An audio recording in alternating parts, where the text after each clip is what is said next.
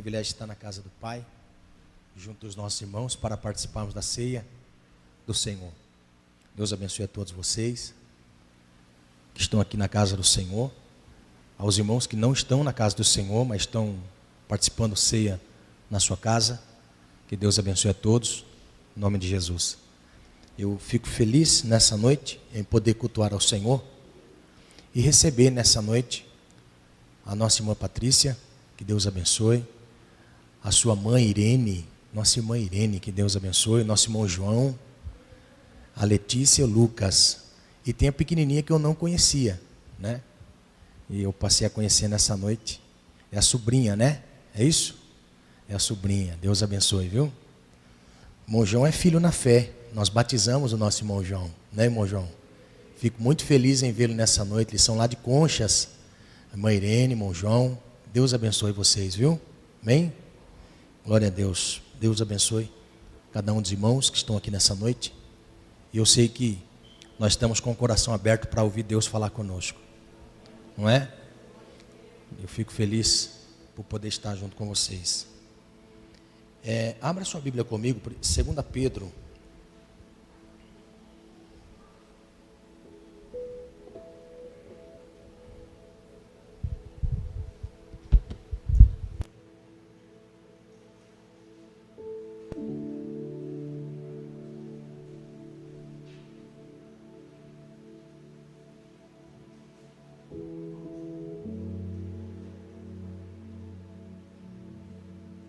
Segunda Pedro, capítulo 3.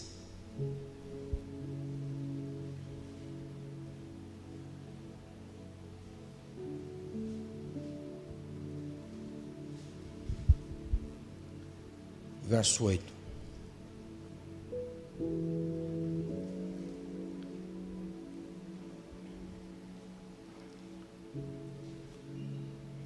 Você achou?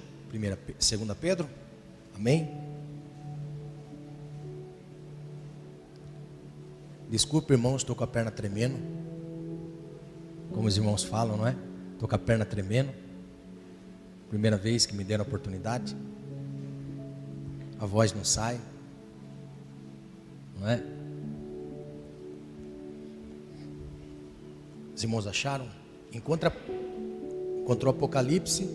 Aí você volta. Judas, 3 João, 2 João, 1 João, 2 Pedro. Amém? Segura nesse texto aí que eu quero fazer a leitura do nosso texto oficial da ceia, que nós temos como um texto oficial da Santa Ceia, 1 Coríntios capítulo 11, verso 26. Não precisa abrir, tá bom? Fique nesse texto de 2 Pedro.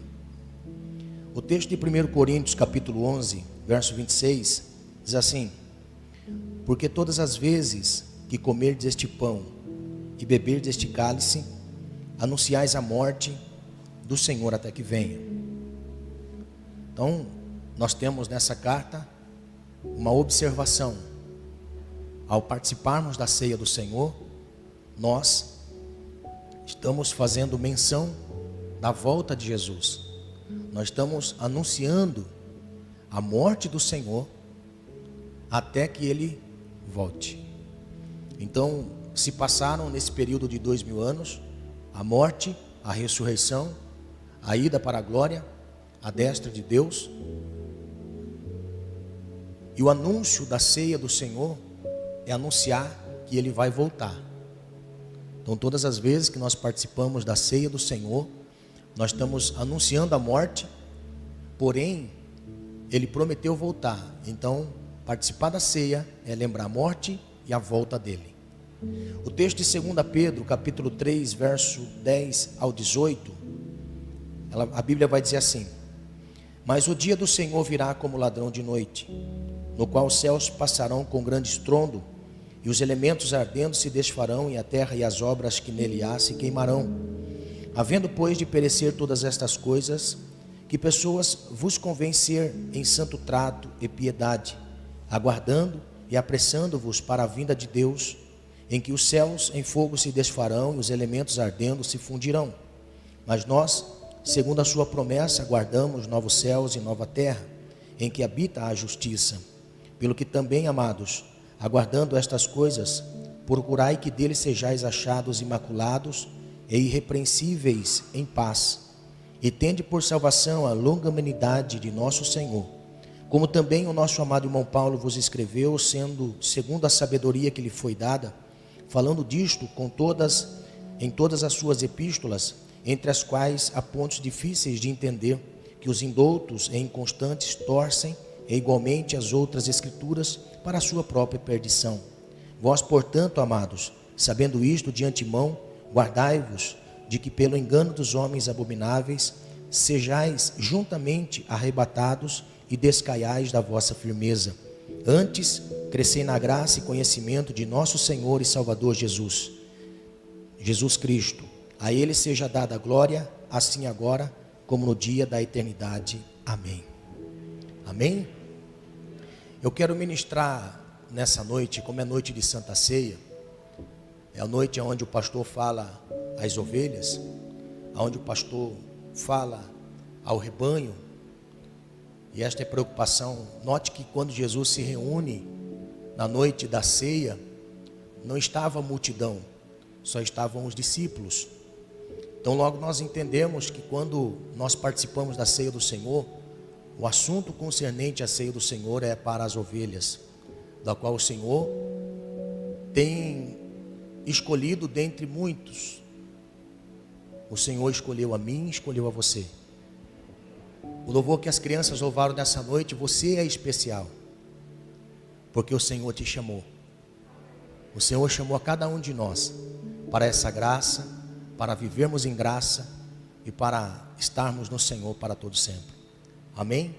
E nessa noite eu quero ministrar marcas do cristão que aguarda a vinda do Senhor Jesus.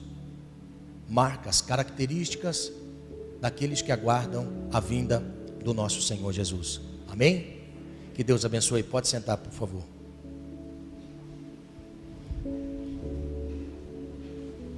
Parece que quando nós nos voltamos para Deus, através da vida em obediência e do temor, parece que as coisas vão perdendo sentido à nossa volta. Aquilo que nós dávamos valor excessivo, nós passamos a entender que nos faz distanciar-nos do Senhor. Eu estava vindo nessa tarde a pé, e eu coloquei um objetivo de todo domingo vir a pé para a igreja. É mais para falar com o Senhor do que para perder peso. Amém? Então, vindo para a casa do Senhor à tarde, eu vim falando com o Senhor,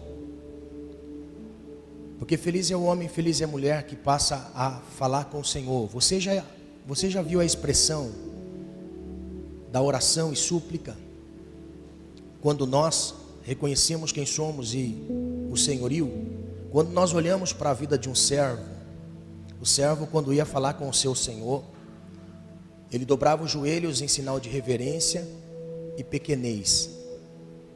Quando nós nos joelhamos para falar com esse Senhor, ou para estar em Deus, estar no Senhor, reconhecendo o seu senhorio, muito mais do que nós reconhecer o senhorio de joelhos, é quando nós colocamos o nosso rosto no pó, no chão. Quando nós colocamos o nosso rosto da onde nós viemos. A intenção de nós buscarmos ao Senhor é colocar o rosto no pó e enxergar da onde nós viemos. É enxergar a nossa natureza, e quando nós assim fazemos, nós conseguimos entender o coração de Deus para nós. A alegria de uma pessoa não consiste naquilo que ele pode conquistar à sua volta, mas naquilo que ele consegue ver em Deus na sua vida. Quanto mais nós nos aproximamos do Senhor, mais dele nós temos. Quanto mais nós nos aproximamos mais do Senhor, nós conseguimos atrair. Quanto menos vazio nós tivermos, mais cheios do Senhor nós vamos ficar. Quanto mais vazio de nós mesmos, mais cheio do Senhor. Você já percebeu que quando nós passamos por uma adversidade, N adversidades, nós reconhecemos que não conseguimos mudar muita coisa da nossa vida. Você já percebeu que quando a adversidade vem sobre nós, nós reconhecemos quem nós somos realmente, porque nós não conseguimos mudar a nossa vida. O estilo de vida passa a ser mudado quando nós entendemos que precisamos do Senhor e quando nós nos esvaziamos de nós, nos enchemos de Deus. A renúncia é necessária para nós. Nós precisamos renunciar a nós mesmos para receber ao Senhor, para receber a Deus. Nós precisamos de renúncia, renunciar a todo instante, renunciar aos nossos direitos, às nossas vontades, renunciar a tudo aquilo que nós achamos que temos como herança, para nós conquistarmos essa graça maravilhosa e vivermos em graça. Uma coisa é nós recebermos a graça, a outra coisa é nós vivermos em graça. Receber a graça nós recebemos quando nós entendemos que o Senhor... Você sabia que quando nós vemos uma graça de Deus manifesta em nós, através de uma intervenção dEle, o fato de nós dizermos assim, Senhor, eu te agradeço, não é o suficiente. Você sabia que Deus, Ele não se alegra apenas em nós dizermos, Senhor, eu te agradeço por isso que o Senhor fez na minha vida. Porque se apenas nós agradecemos com os lábios, mas o estilo de vida continua o mesmo, nós não estamos agradecendo a Deus. Nós não estamos sendo gratos ao Senhor. Quando nós agradecemos a Deus é quando nós mudamos o curso da nossa vida em agradecimento àquilo que Ele fez por nós sem nós merecermos. E quando nós vamos passando a viver em graça, nós conseguimos enxergar quem nós somos. Nós somos dependentes do Senhor. Nós temos duas naturezas, a natureza de baixo e a natureza de cima. A natureza de baixo, ela se satisfaz com aquilo que você consegue ver e enxergar. A natureza de cima, ela se satisfaz com aquilo que os olhos da fé mostram e revelam. Você sabia que a primeira coisa que o mal faz na vida de uma pessoa é cegar o entendimento? Cegar o entendimento, porque através do entendimento é que nós somos libertos daquilo que nós estamos sendo aprisionados por anos. É através do nosso entendimento. É quando nós entendemos. E a primeira coisa que Ele quer fazer em nós é cegar este entendimento. Note que a palavra cegar, ela denota os olhos. Ela advém dos olhos. Ninguém pode ficar cego do ouvido. Ninguém fica cego da boca. Mas fica cego dos olhos.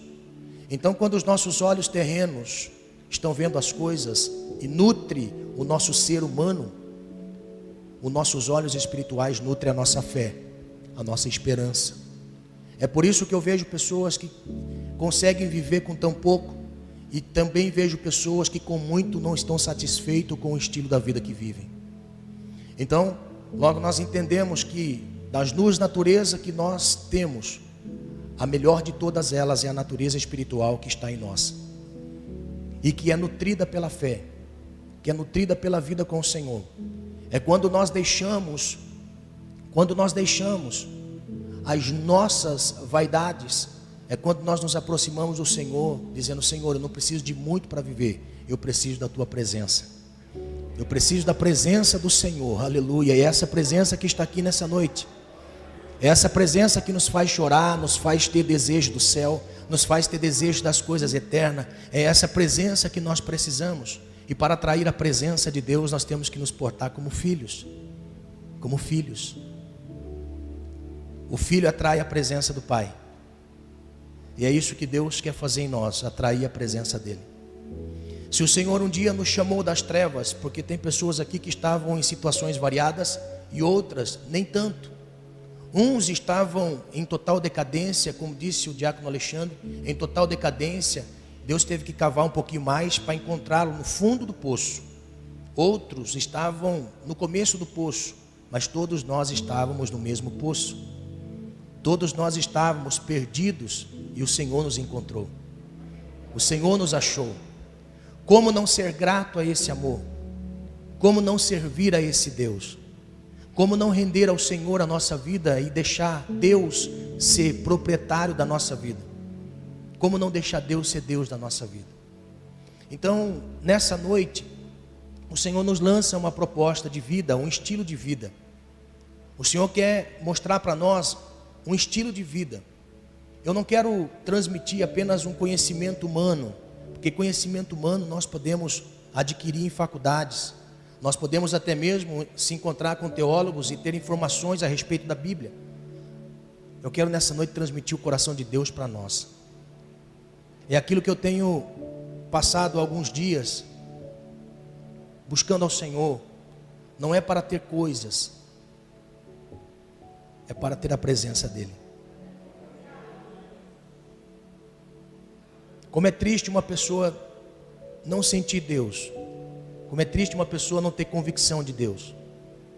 Como é triste uma pessoa que não consegue entender que existe um ser dentro e vive uma vida natural. O Senhor quer nos atrair para a sua presença. Como um pai chama seu filho, assim Deus está nos atraindo. Deus quer nos atrair como cordas de amor. Deus me ama, Deus te ama, Deus nos ama.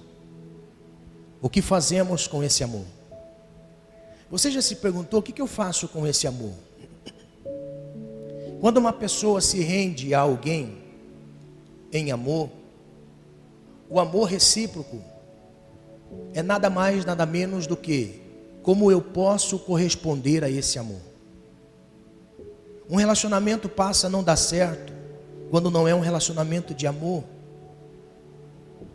Porque o relacionamento de amor atrai amor. O amor de Deus na pessoa de Jesus nos constrange. Como é que eu posso retribuir o amor com que Ele tem me amado quando eu olho para a ceia do Senhor? Como é que eu posso retribuir esse amor quando eu olho para a ceia do Senhor e ali eu vejo de alguém que morreu por me amar? Nós não conseguimos ficar indiferente a esse amor. É por isso que o amor a Deus me faz servir ao Senhor, servir pessoas. Servir a Deus e a pessoas é resultado da compreensão deste grande amor que nos constrange. O Senhor nos amou tanto, irmãos, que nós estávamos destinados à ira de Deus. Estávamos destinados à ira. Estávamos destinados a morrer eternamente. Cada um de nós que nos encontramos aqui hoje, diga-se de passagem, muito bonito, muito bonita. E nessa tarde, eu fiquei assim meio, eu falei assim, eu não quero vestir vestimenta de crente hoje. Quase que eu venho de camiseta normal, não é? Quase que eu tirei os aparatos de crente. Quase que eu queria ser uma pessoa comum e normal. Quando eu cheguei na igreja, eu vi um senhor e uma senhora passando de mão dada do outro lado da rua, toda à vontade. Eu falei assim, meu Deus, talvez ele olhe para mim tão bonito assim e fica constrangido de entrar na casa do Pai. Então são essas coisas que nós passamos a enxergar. Se nós gastássemos mais tempo numa vida de oração antes de vir para o culto do que se arrumar tanto, talvez a presença de Deus em nós seria mais real.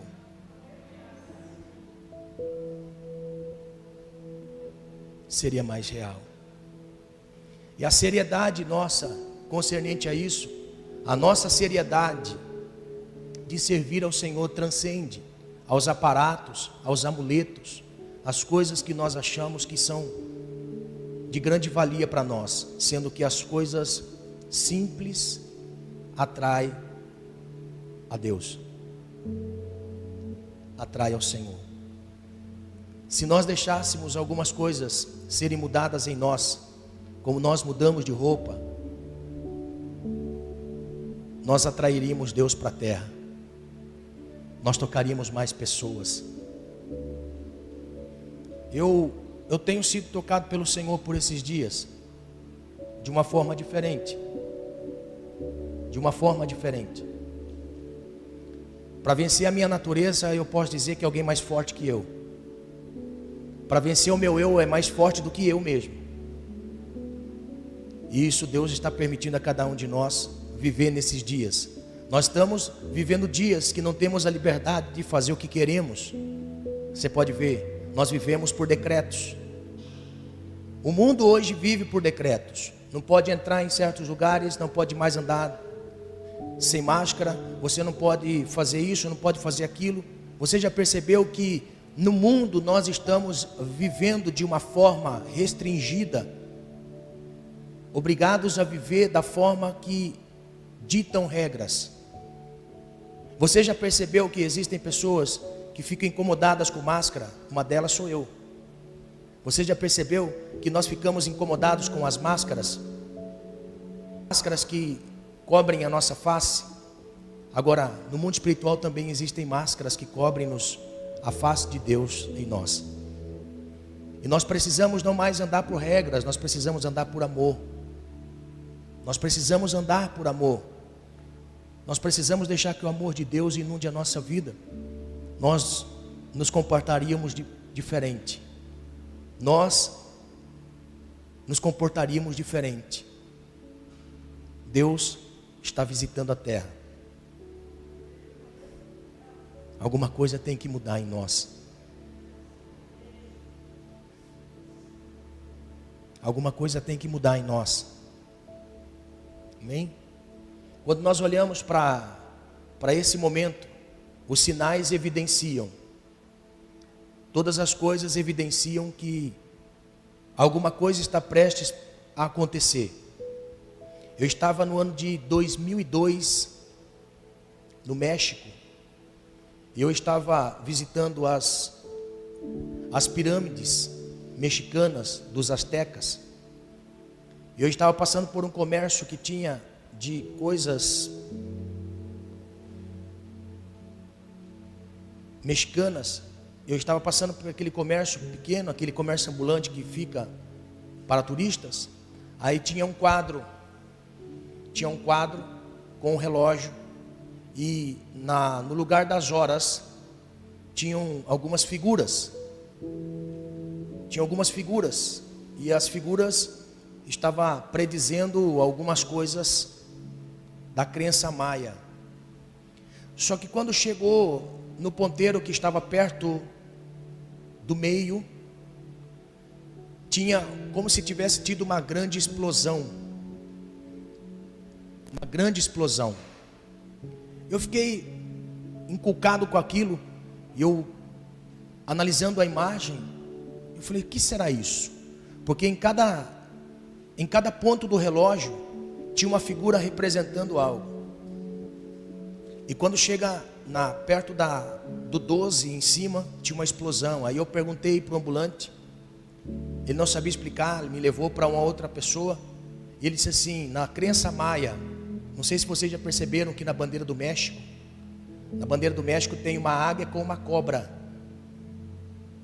nas garras. E a águia estava como se estivesse voando e uma cobra na garra.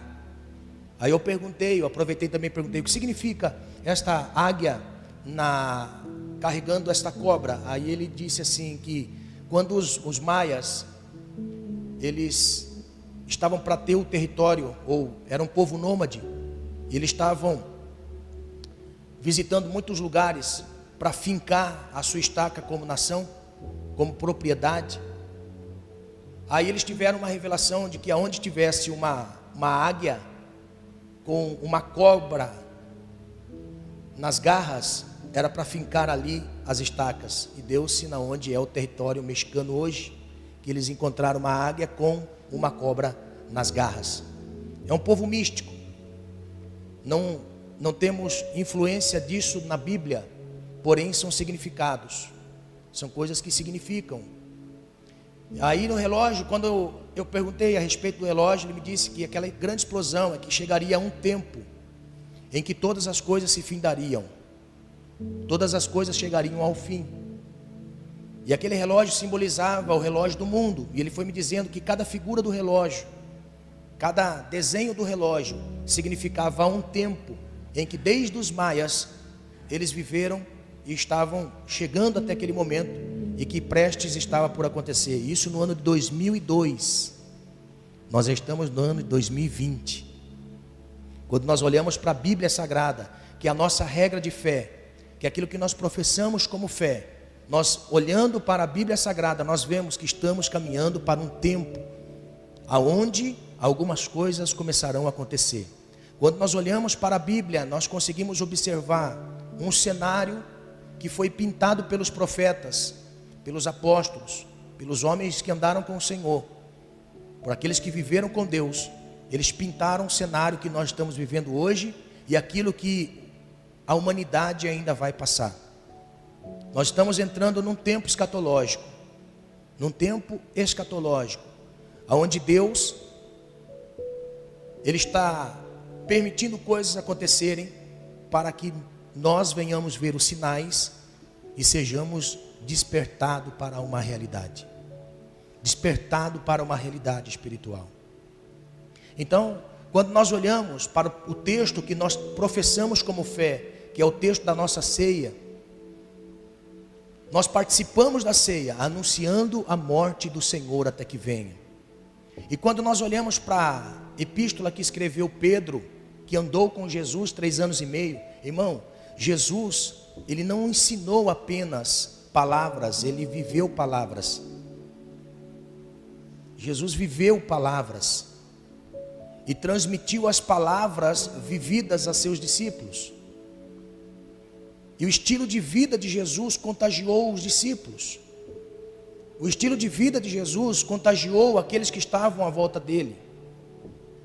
Então, quando nós olhamos para a escrita de Pedro nessa epístola, nós vemos que está impregnado da vida de Jesus, está impregnado dos ensinos de Jesus. Aqui o Pedro pescador, aquele homem que não era tão letrado, mas era alguém disponível para Deus. Aqui eu quero abrir um parênteses, irmãos. Nós não precisamos ser conhecedores intelectuais de muitas coisas. Nós só precisamos estar disponível para Deus. Nós só precisamos estar disponíveis para Deus. Aleluia. Nós só precisamos deixar que Deus tome a cada um de nós. Nós só precisamos que Deus tome a cada um de nós, para que nós possamos resplandecer a vida daqueles que estão à nossa volta. Aleluia. Nós não precisamos ter muitos conhecimentos, nós só precisamos ter um amor, uma chama que queima dentro de nós, que vai fazer você olhar para a Bíblia e vai fazer você chorar no pé da Bíblia, no pé da palavra de Deus, dizendo assim: Senhor, me alimenta, porque eu preciso alimentar pessoas. Aleluia. Me alimenta porque eu quero alimentar pessoas. Me alimenta porque eu quero trazer discernimento às pessoas.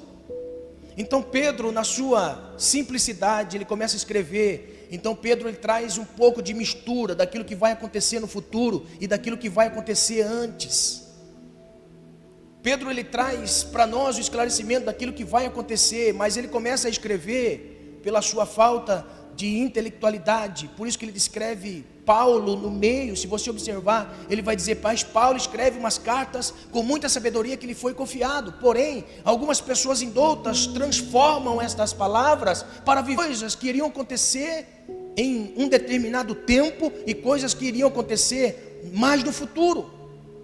Quando Pedro começa a dizer: olha, o dia do Senhor virá como ladrão, aí Pedro já traz o dia como ladrão, como também a vinda do Senhor para destruir a terra e fazer dela novos céus e nova terra e um novo tempo. São 2 períodos diferentes, são 2 momentos diferentes. Jesus vindo como ladrão e Deus vindo como juiz. Então, na sua simplicidade, Pedro começa a transmitir esta palavra de forma que os irmãos pudessem entender. Olhe, que o Senhor prometeu vir, Ele disse que viria, Ele iria vir. Então nós precisamos ter algumas qualidades, nós precisamos ter um estilo de vida diferente, nós precisamos ter um estilo de vida diferente. Por isso que eu disse que nessa noite o Senhor quer mostrar para nós algumas marcas que evidenciam que eu realmente estou esperando a vinda de Jesus, porque o Senhor vem, Jesus vem, os sinais dizem que alguma coisa está por acontecer, e eu estou para dizer que a volta de Jesus, ela vai acontecer muito mais rápido do que nós imaginamos. A vinda do Senhor, ela está por acontecer, e ela pode ser a qualquer momento, a qualquer momento. Algumas coisas precisam estar claras na nossa vida, algumas coisas precisam ter direção clara na nossa vida. Nós precisamos expressar ao Senhor o amor suficiente para que nós venhamos estar marcados por Ele. Irmãos, quando nós amamos o Senhor verdadeiramente, Ele nos marca. Ele nos marca, Algumas características em nós começam a ser evidentes de que alguma coisa está acontecendo em nós. Ele nos marca, o Senhor nos marca quando nós o amamos. A não dizer o selo do Espírito, irmão, cada um de nós tem um selo, aleluia. Cada um tem nosso um selo. Por isso que Paulo diz que nós somos selados com o Espírito para o dia da redenção. Irmãos, selados, olha só, selados, naquele tempo o rei tinha um anel, em que quando ele despachava um documento oficial, ele pegava aquele documento, aquele pergaminho, e ele pegava o seu anel que tinha o seu símbolo, o símbolo do seu governo. Olha, o símbolo do governo de um rei era impresso num documento, dizendo: aqui está o meu selo, eu selo isso para ser enviado a um lugar. Irmão, o Senhor, Ele nos sela quando nós entramos debaixo do seu governo, aleluia. O Senhor nos sela quando entramos debaixo do seu governo. Nós somos selados pelo Espírito, ou seja, somos atraídos para o Senhor e Ele nos sela com o seu Espírito. Ou seja, o Espírito é o selo de que nós vamos chegar naquele lugar determinado. Aleluia! O selo é a evidência de que nós vamos chegar naquele lugar determinado. Então alguma coisa está por acontecer. Então neste momento nós podemos observar que quando nós expressamos a Deus a devoção, aquela frase que é muito costumeira dos mais antigos, não é? Devoto, eu sou devoto a isso, devoto aquilo outro.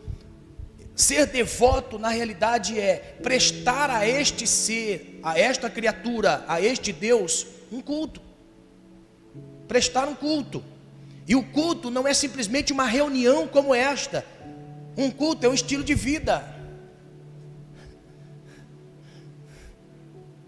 O culto é um estilo de vida. Então, quando eu tenho algo ou alguém com uma devoção, eu procuro viver segundo aquilo que aquela coisa me diz. Aquele algo me diz. Eu tenho que ser assim, eu tenho que fazer assim. Quando eu assim faço, eu me torno devoto. Expresso a minha devoção, ou seja, estou vivendo conforme aquilo que me foi dito e ensinado. Por isso sou devoto.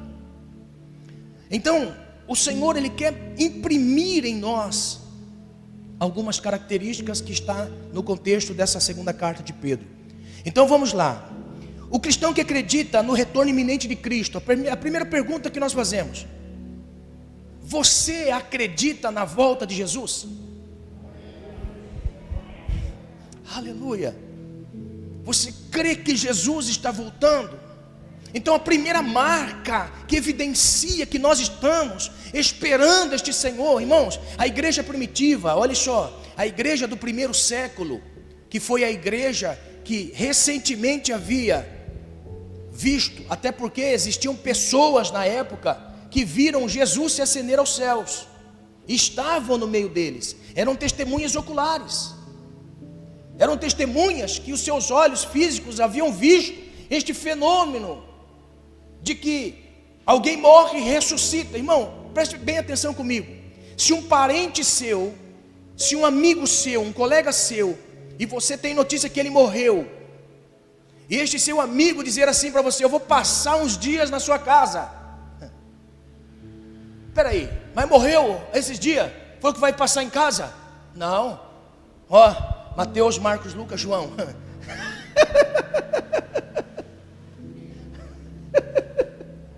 Não é verdade? Imagine, irmão Roberto, você tem notícia lá: Roberto, faleceu um parente assim, assim, meu Deus, um parente que eu amava. Aí passa um mês, aí recebe a notícia assim: ô Roberto, eu sou fulano, vou passar uma semana aí na sua casa. Mas peraí, falaram que você morreu? Está entendendo? Então aqui nós temos o relato de uma pessoa, ou de pessoas que viram o Senhor morrendo na cruz, e depois ao terceiro dia ressuscitando com uma marca nas mãos e uma marca do lado. Olha, irmãos, a igreja primitiva, a igreja do primeiro século, viveu com pessoas que testemunharam isso, e foram tão atraídas ao Senhor, que quando Jesus estava se ascendendo aos céus, 500 pessoas estavam vendo o fenômeno acontecer diante de seus olhos. Este Senhor começa a dizer palavras e de repente ele começa a subir, e de repente uma nuvem oculta Jesus dos olhos físicos. Aí quando eles estavam por perder a esperança, vem dois seres, dois anjos, dizendo assim: varões galileus, estão atônitos por ver esta figura, esta imagem, este momento? Eu vou dizer para vocês, da mesma maneira que ele foi, ele vai voltar. Aleluia. Da mesma maneira que os olhos começaram a olhar para cima e ver que ele se ocultou, eu vou dizer para vocês, da mesma maneira que a nuvem ocultou vocês dele, esta mesma nuvem naquele grande dia que ele vai voltar, não mais vai impedir de vocês olharem para ele. Aleluia. Então a igreja do primeiro século caminhou de forma assim, está andando para a rua assim, ó. Hoje nós andamos, olha só como que nós estamos tão desviados da presença de Deus. Como que nós andamos? Assim.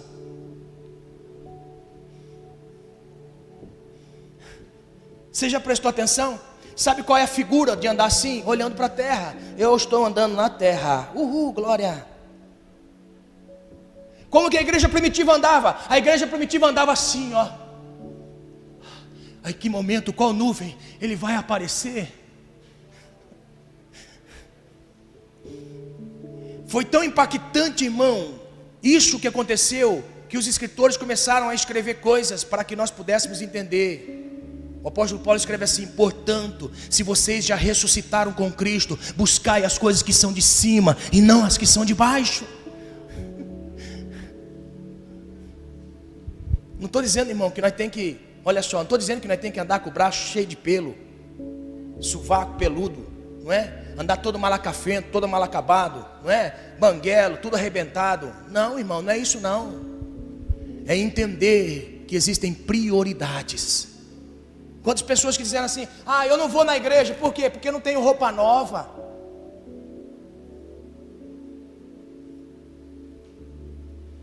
Existem momentos da nossa vida que parece que nós precisamos viver mais com menos do que com mais. Ouvi esses dias essa frase. Existem momentos que nós precisamos aprender a viver com menos do que com mais. Então, olha só, as características eram evidentes na igreja do primeiro século. Eram evidentes.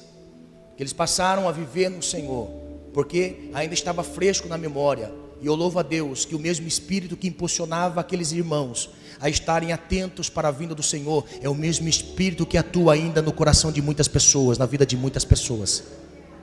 É o mesmo Espírito que atua e trabalha na nossa mente. Então, algumas marcas: o cristão que acredita no retorno iminente de Jesus Cristo se esforça para viver uma vida santa, sem culpa, como Cristo. O verso 11 vai dizer para nós: havendo pois de perecer todas estas coisas, que pessoas vos convencerem santo trato e piedade, aguardando e apressando-vos para a vinda de Deus, em que os céus em fogo se desfarão e os elementos ardentes se fundirão. Irmãos, olha, a primeira característica é uma pessoa que se esforça para viver uma vida santa, uma vida de piedade. Uma pessoa que se esforça, presta atenção, olha essa palavra que expressa a nós, que se esforça. Aqui não está implicando que a partir do momento que eu me converto a Deus, eu sou santo. Eu sou santo no meu espírito, para que Deus possa habitar em mim. Mas eu passo a viver descobrindo a santidade através de um esforço e de uma entrega pessoal. A característica de alguém que está dizendo assim: eu estou aguardando a vinda do Senhor, eu estou me esforçando para ser melhor a cada dia, eu estou lutando comigo mesmo para ser melhor a cada dia, para viver uma vida santa a cada dia.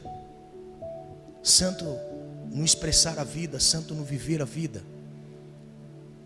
Agora, eu quero que você fite os olhos nessa palavra piedade. Essa palavra piedade, ela significa devoção, amor pelas coisas religiosas, religiosidade, compaixão pelo sofrimento alheio, comiseração, dó, misericórdia. Quando nós olhamos para a vida de Pedro, nós estamos literalmente olhando para a vida de alguém que o Senhor teve piedade. Teve piedade. Aqui Jesus, ele expressa para esse homem que agora ele está ensinando alguém. Eu quero, nesse momento, em nome do Senhor Jesus, que você abra a mente para o Espírito de Deus agora falar com você. Todos nós estamos aqui como obras inacabadas. Inacabadas. Nunca rotule alguém de derrotado, perdido, desviado, fracassado, sem antes Deus concluir a obra. Concluir a obra. Porque quando nós somos atraídos para o Senhor, Ele nos ensina a ter piedade.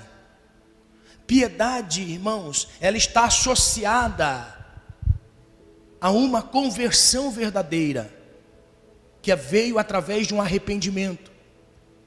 Olha só, o que é uma conversão? Conversão é você estar andando por um caminho, você sabe que está no caminho errado, mas de repente lá na frente tem uma palavra assim, uma placa assim, retorno, 500 metros. Eu que estou andando no caminho errado, eu tenho a possibilidade de encontrar um retorno e voltar e pegar o caminho certo. Isto é uma conversão.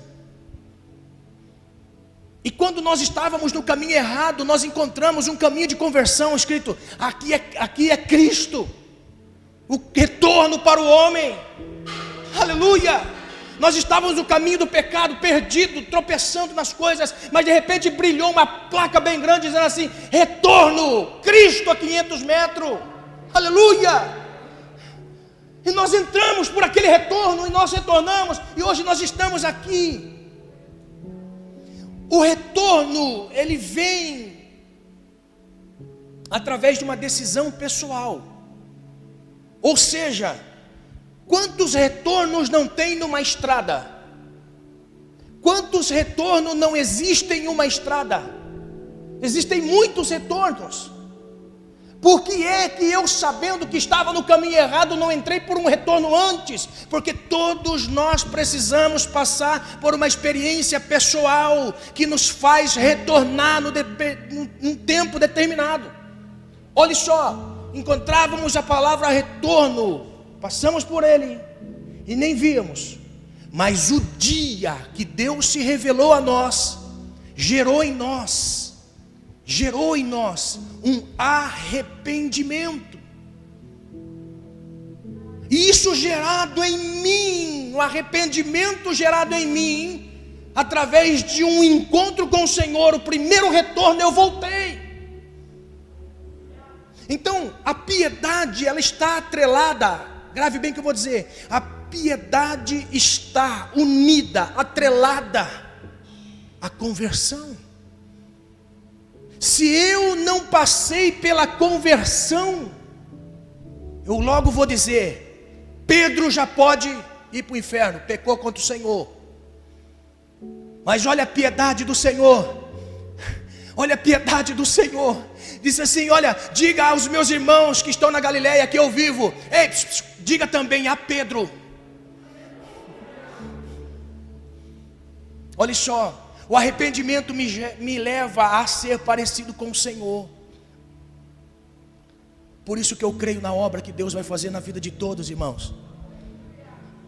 Por isso que eu creio que Deus vai fazer obras maravilhosas na vida de todos que estão aqui. Eu creio em nome do Senhor Jesus que é uma questão de tempo você está aqui pregando. Porque pregar não é ofício, pregar é chamado que está dentro de nós, já desde quando nós nascemos. O que está relevante em mim é o meu arrependimento. Porque eu posso viver sem pregar, mas eu não posso viver sem se arrepender. Cantar não é o meu ofício de chamado à salvação. Cantar é a expressão de gratidão, porém eu posso viver sem cantar, mas eu não posso viver sem se arrepender. Está entendendo? Sabe o que Deus está nos chamando a viver? Viver em piedade é poder enxergar você na pessoa. É poder eu enxergar. Olha só, quando eu vejo alguém, eu falo assim, meu Deus, é questão de tempo, essa pessoa vai ser diferente igual a mim. Eu sei que a obra não está acabada. Eu sei que depende a mim, que é o que nós vamos ver outra marca também mais para frente. Mas olha só, cabe a mim orientar a perfeição de alguém. Nós nunca podemos discutir doutrinas. Discutir doutrinas, o que nós podemos é ensinar o caminho. Essa tarde eu estava vindo, encontrei aqui uma pessoa, vindo falando com o Senhor. Eu estava vindo, eu cheguei ali na subida aqui, veio um motoqueiro, aqueles motão, parou assim, eu até assustei, levantou a viseira. Ele falou assim, primeira coisa que me alegrei, me chamou de moço.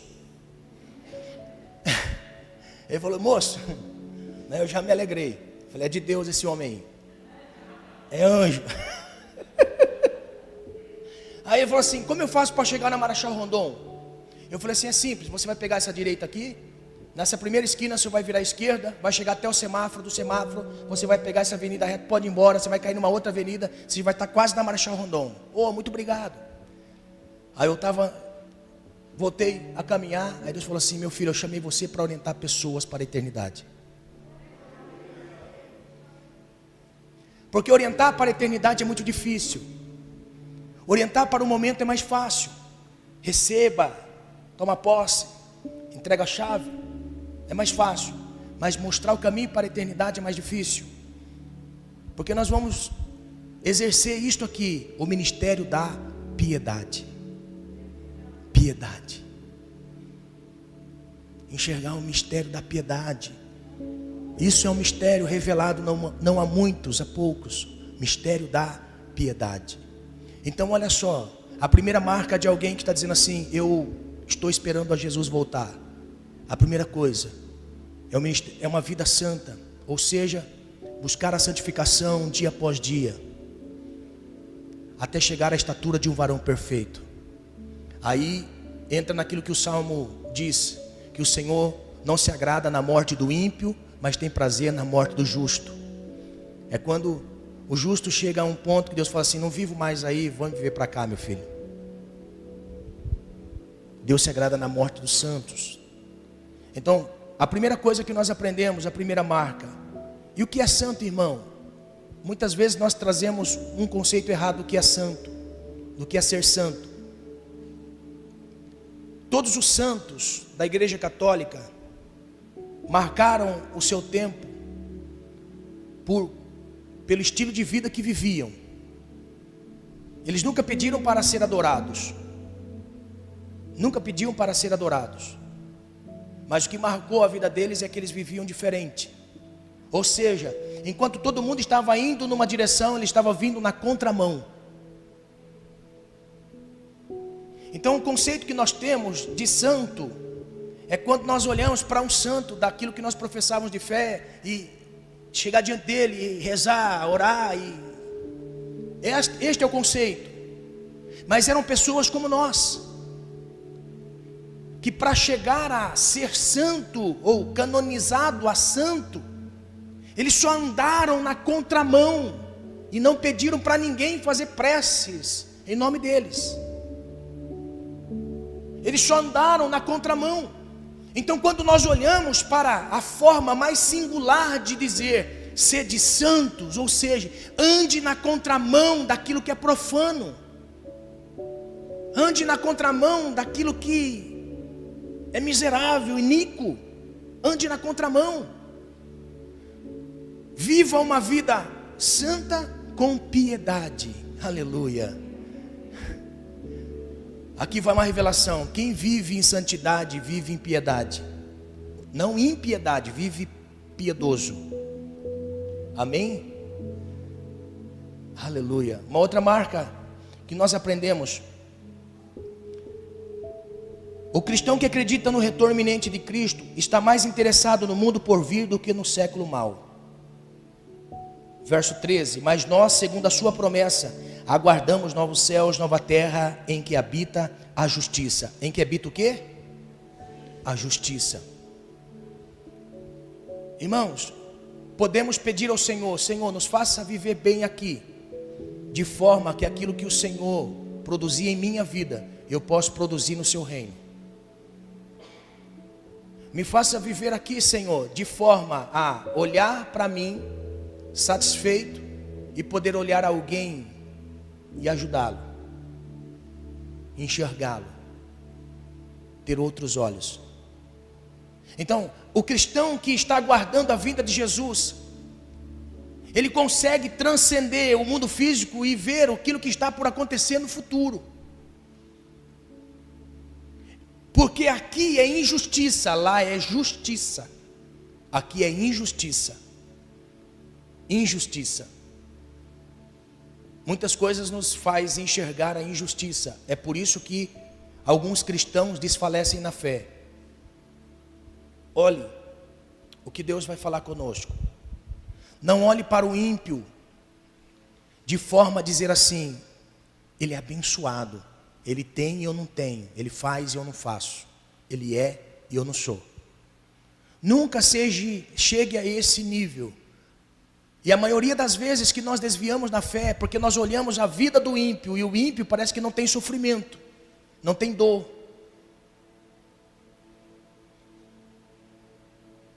Parece que ele não padece as nossas necessidades. Isto é injustiça. Mas quando nós temos a mentalidade daquilo que vai acontecer conosco, nós procuramos alimentar a nossa fé. Continue caminhando, porque o mundo que você vai viver para todo sempre é justiça. Justiça. Me direciona no caminho da justiça, pediu Davi no Salmo 23. Justiça. Uma outra coisa, irmão, meu Deus do céu. Uma outra coisa, o cristão que acredita no retorno iminente de Jesus se preocupa com a salvação daqueles despreparados para o encontro com Cristo. Aqui está aquilo que é o mais importante para nós, que eu vejo que é o mais importante para nós, ou uma das coisas mais marcantes na nossa vida. Eu tenho que me preocupar com a salvação daqueles que ainda não estão salvos. O apóstolo Pedro vai dizer para nós no verso 15, ele vai dizer assim: e tende por salvação a longanimidade no nosso Senhor, como também o nosso irmão Paulo vos escreveu, segundo a sabedoria que lhe foi dada, falando disso como em todas as suas epístolas. Olha só o que ele vai dizer. Nós temos que procurar a levar aqueles que ainda não têm o pleno conhecimento do Senhor, levá-los ao entendimento de Cristo, a compreensão de Cristo. Esta é uma das marcas evidentes de que nós estamos aguardando a vinda do Senhor, porque se nós olhar para nós e enxergarmos a nós mesmos, irmãos, qual a diferença do vidro e do espelho?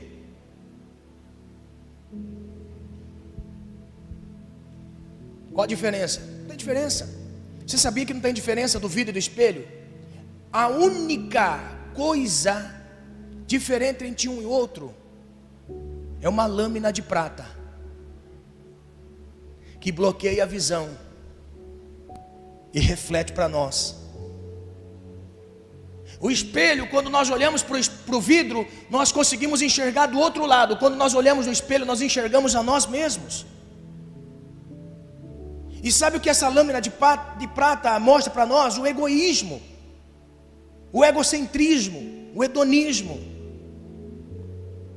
Quando eu não compartilho aquilo que eu tenho e aquilo que eu recebi do Senhor, por isso que Paulo diz para nós no texto base da leitura, ele vai dizer assim: eu ensino a vocês, porque primeiro eu recebi do Senhor.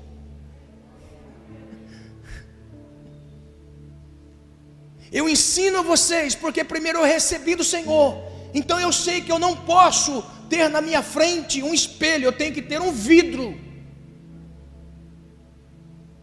Porque tudo aquilo que eu sei da minha salvação, eu compartilho a alguém. E a marca, irmão, evidente de uma pessoa que está esperando a vinda de Jesus é olhar para uma pessoa que ainda não conhece o Senhor e dizer que há salvação.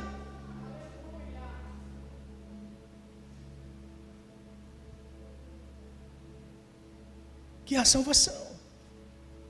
Nós precisamos evidenciar essa marca em nós. Meu Deus, eu vou avançar que não dá tempo, irmãos.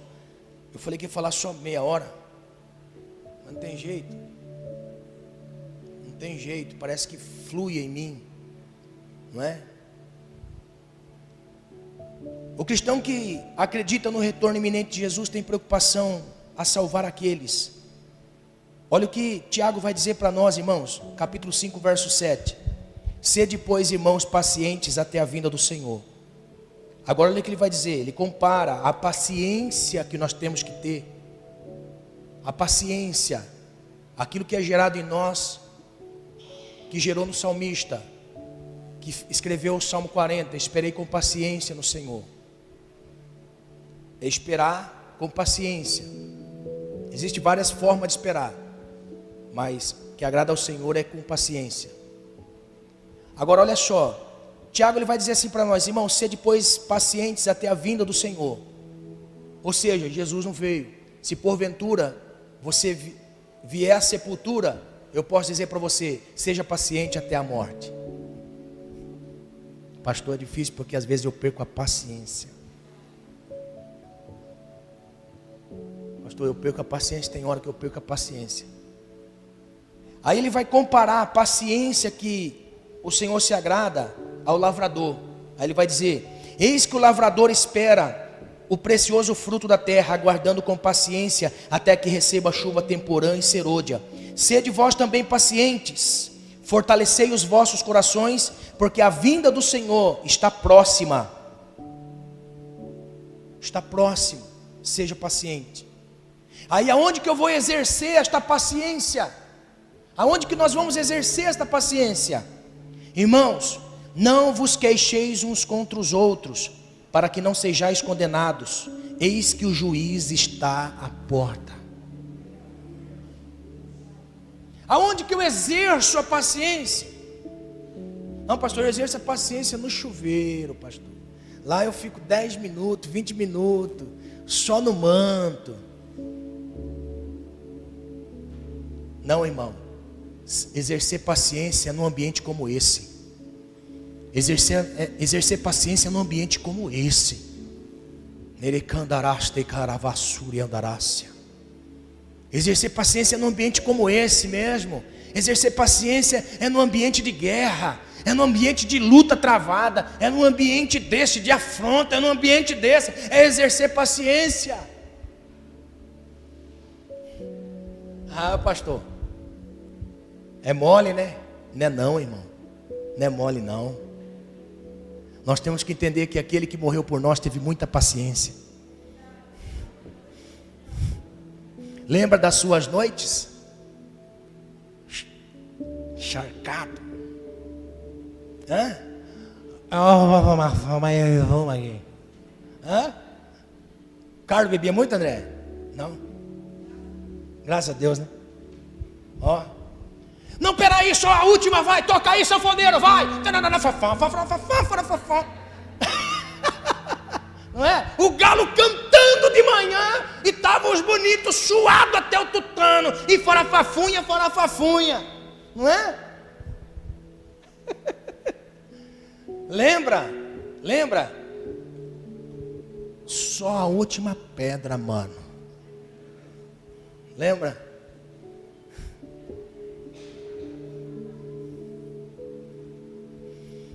Sabe o que Deus está expressando para nós? Ele exerceu paciência conosco. Exerçamos o ministério da piedade em paciência, porque o juiz está às portas. O juiz está às portas. Não é tempo de nós. Às vezes eu imagino comigo mesmo, irmão, se tem uma pessoa que luta consigo mesmo, sou eu. Se tem uma pessoa que luta consigo mesmo, este sou eu. Talvez eu seja a pessoa que mais luta consigo mesmo, sou eu. Porque esta revelação que passo a você, primeiro bateu em mim. Esta revelação para tocar você nessa noite, através dessa palavra, primeiro tocou a mim. Ou seja, primeiro visitou a mim. Deus me abriu o entendimento para que eu pudesse transmitir a vocês. Por isso que eu digo, irmão, talvez a pessoa que mais lute consigo mesmo aqui nessa noite sou eu. Agora, a partir dessa noite vai ser você. Em nome do Senhor Jesus. A partir dessa noite talvez vai ser você que vai ser a pessoa que mais luta consigo mesmo. Mas olha só, eu luto comigo mesmo todos os dias. Todos os dias. Para não voltar a ser a pessoa que eu era lá no mundo. Para não voltar a ser a pessoa que eu era lá atrás. Para não voltar a ser aquele lixo de pessoa que eu era lá atrás. Eu digo para você que o Senhor teve paciência comigo. O Senhor teve paciência comigo. O Senhor me enxergava. Quando Ele olhava para mim, Ele falava assim: Ele não é essa pessoa, Ele vai ser uma pessoa que vai ser diferente lá na frente. Ele vai pregar a minha palavra.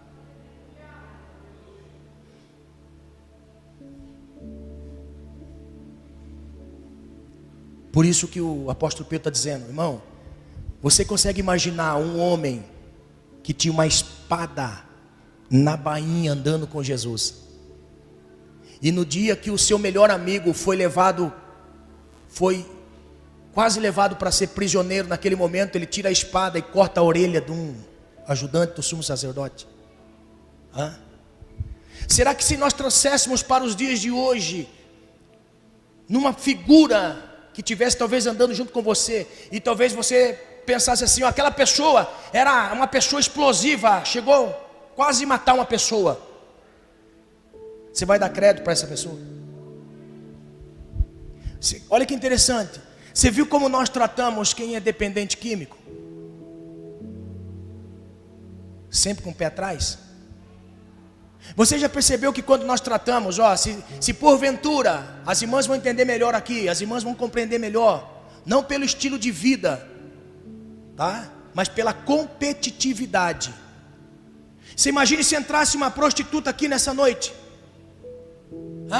Eu tenho a plena convicção que existem mulheres aqui que já ia grudar no pescoço do marido, trazer para mais próximo na orelha e dizer assim: não olhe nem na cara.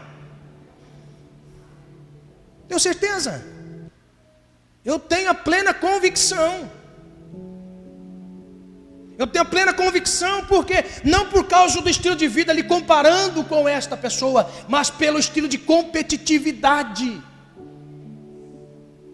Eu tenho a plena convicção que se chegasse um nóia aqui nessa noite, teria pessoas que não teriam coragem de sentar do lado.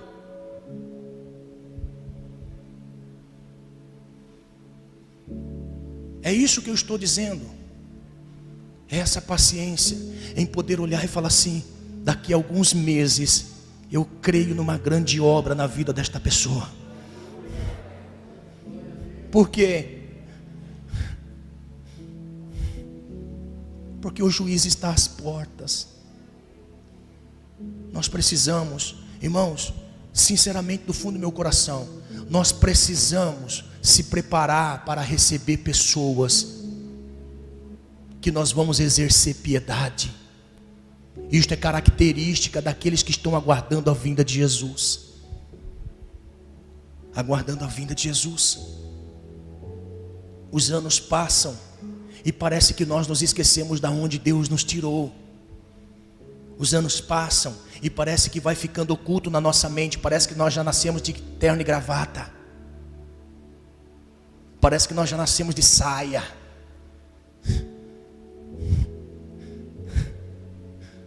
Parece que nós já nascemos salvos.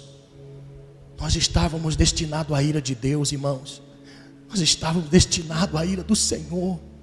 Mas o Senhor usou de misericórdia para conosco. Ele sabia que nós carregávamos a espada. Ele permitiu nós termos experiência, para depois nós poder ensinar. Olha Pedro dizendo: irmão, eu quero dizer a vocês, tenham paciência. Porque alguém caminhou com o Senhor e não esperou o Senhor dizer, não faça isso, a religião é terrível por causa disso. Você já viu que a religião, quando você fala assim, ó, não, pronto, é aí que a pessoa faz. É como nós ensinamos os nossos filhos. Quando você fala assim para o filho, ó, não faça isso, ele vai fazer só de birra, não é? Eu aprendi com o Senhor esses dias, não é com imposição do não, é quando nós temos uma experiência pessoal.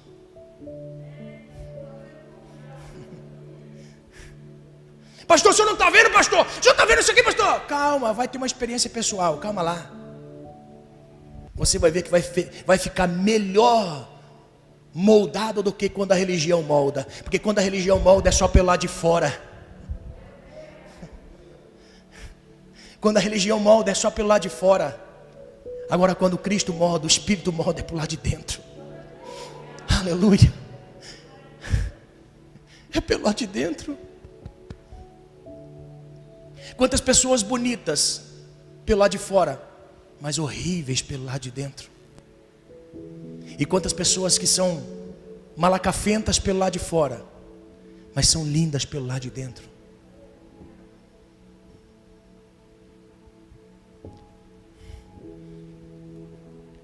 Pedro pôde ensinar com autoridade, porque ele entendeu que o Senhor usou de paciência com ele.